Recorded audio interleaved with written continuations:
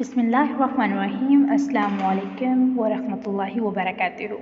Well, students, hope so you all are good, fine, and healthy. Well, it is like that. Okay, today we are going to discuss the topic that is the 13.1, and that is a cellular organization. So, before to this topic, if you remember, we have read about the organization level. Now we are going to study about the cellular. What do you mean by the cellular organization? It means that how the cell used to organize, themselves, right? We are going to study that how the cells are going to organize themselves.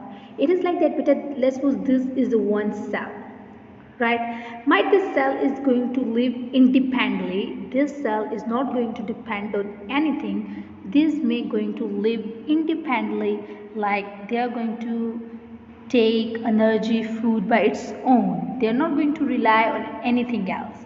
So as you know that this is a single cell, so that will be known as a uni. And as its nucleus is well developed, so that's why it is called as a unicellular,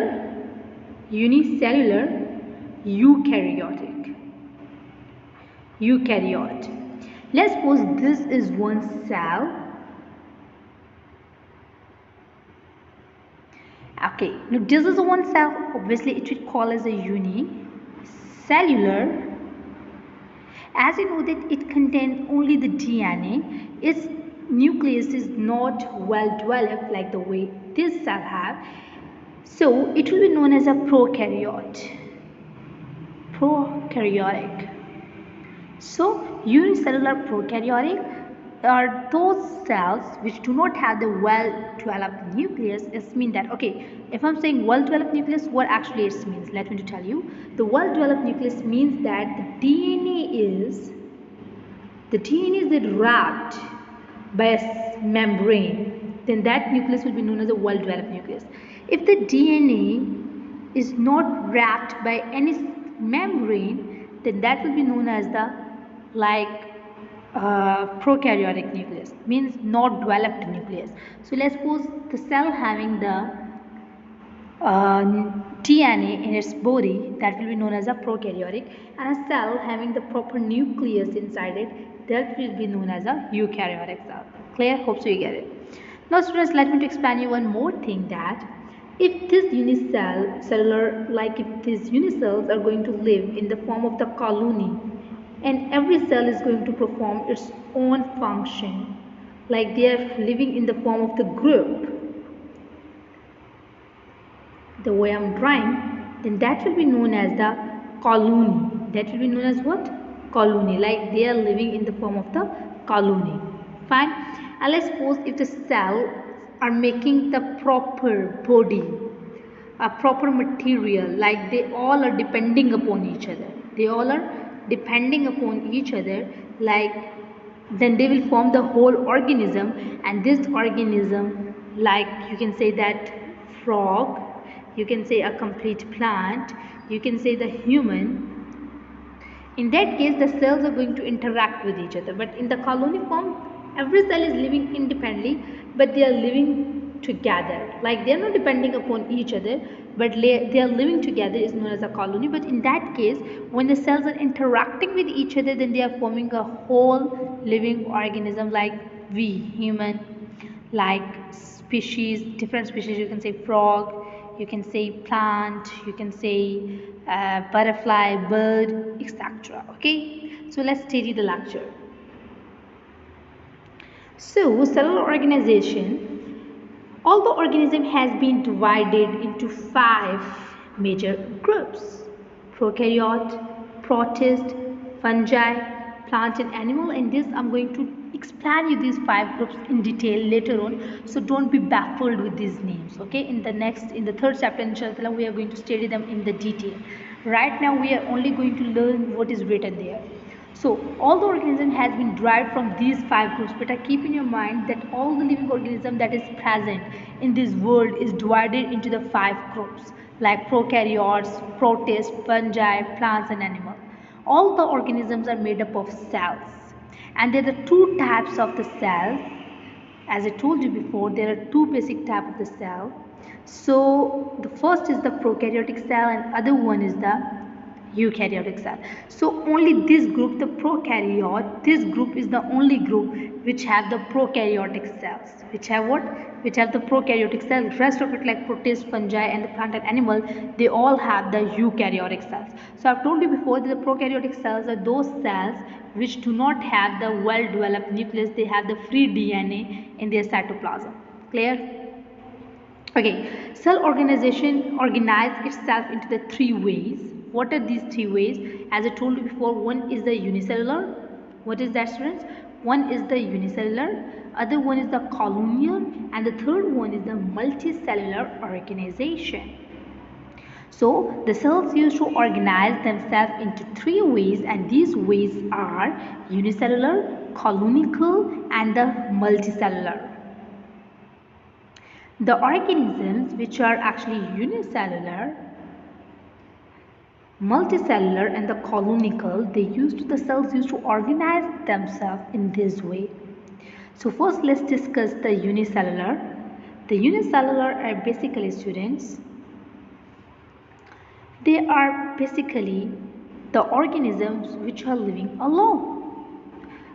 One cell, uni means, as I told you before, uni means one. So one cell is living independently and this one cell is performing all its function independently. This cell is not depending upon anything. This cell by itself is respirating, by itself is digesting, by itself is growing, by itself is surviving. Clear? So it is like that, students. You can say that some of the examples which I want to discuss with you is the amoeba, paramecium, euglena. Right now, beta, do remember these names, and inshallah slowly and gradually when we are going to keep learning the biology, we would have the grip in these terminologies. Amoeba is the organism like that. It is a unicellular organism, and in fact in the body it also used to cause the diarrhea. Okay? Similarly, we have the paramecium in this way. The paramecium have the you can say the cilias and like that. Inshallah we are going to discuss about them in detail, and the euglena is like that. So we are going to study about these organisms. Okay? अच्छा जी, so beta, here are the examples. This one is, you can say that this one is the amoeba.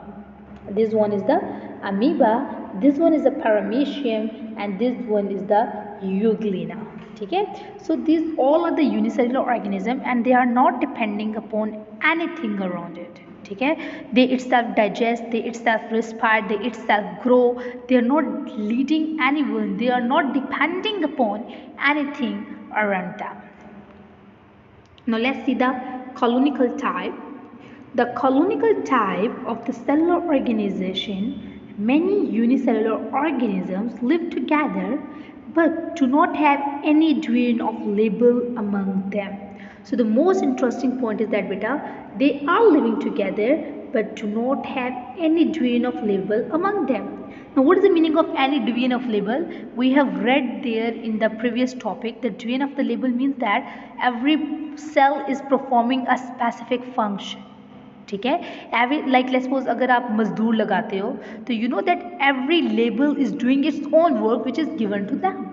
But in that case, there is no division of the label. Every cell, like every cell living in the colony, is performing its own function. This is not depending upon each other. Every cell is performing, like every cell is respirating, every cell is digesting, every cell is eating, every cell is drinking, every cell is growing. They are not depending, they are not sharing their food with each other. They are not sharing their energy with each other. Okay? So such kind of the relation is known as a colonical type, like they are living in a colony. You can say that many cells are living there, but they are not depending upon each other. And the best example is the volvax. So this is the colony of the volvax. So the next one is the multicellular organization. So in the multicellular organization, the cells are living together and they are interacting with each other like VO cells. Like you know that the brain cells are helping in transmitting the signals. Similarly, or digestive cells are helping in digestion, or respiratory cell is helping in the respiration. So every cell is performing its own function. The cells are organized in the tissue, organ, or the organ system. Like all the living organisms. So this multicellular organization, the best example is we, the human or animal, the largest animal or the plant. ठीक है? So what is happening here, student? That every organism is living. It's like they are interacting with each other. They are sharing their material, energy, and they are living together.